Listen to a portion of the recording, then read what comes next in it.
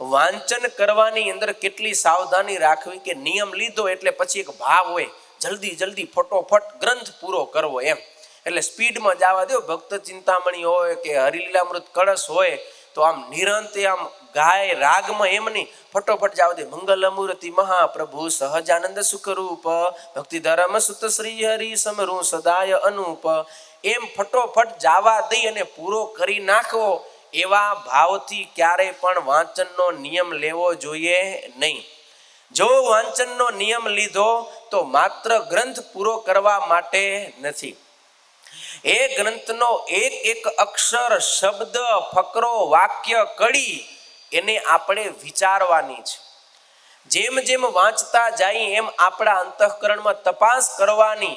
કંઈ પણ જ્ઞાનની, સમજણની, ઉપદેશની વાત આવે તો પોતાના જીવન સાથે એને સરખાવવાની કે ખરેખર આમાં કયું છે, મારાથી એમ થાય છે, હું એવો છું નથી, એમ સરખાવશું ને તો આપણે વાંચન કરી એનો કંઈક અર્થ. માત્ર ખાલી લીટીઓ વાંચતા જાય એનો કોઈ મતલબ નથી. માટે આપણી જાત સાથે સરખાવવાની, જે કંઈ કચાશ હોય એને દૂર કરવાની, તો એ વાંચનનો નિયમ છે એ ફળીભૂત થાય.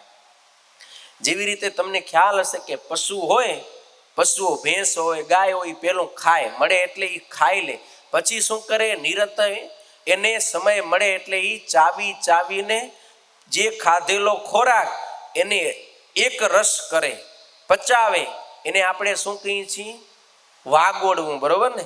તો એમ શાસ્ત્ર વાંચન કરો અથવા તો શ્રવણ કરો. શ્રવણ કરીએ ત્યારે પણ જીવનની સાથે સરખાવવું જોઈએ.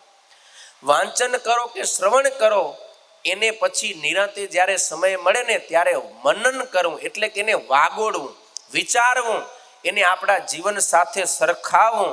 તો એ લાંબા સમય સુધી આપણને યાદ પણ રહે અને આપણને ઘણો બધો ફાયદો થાય.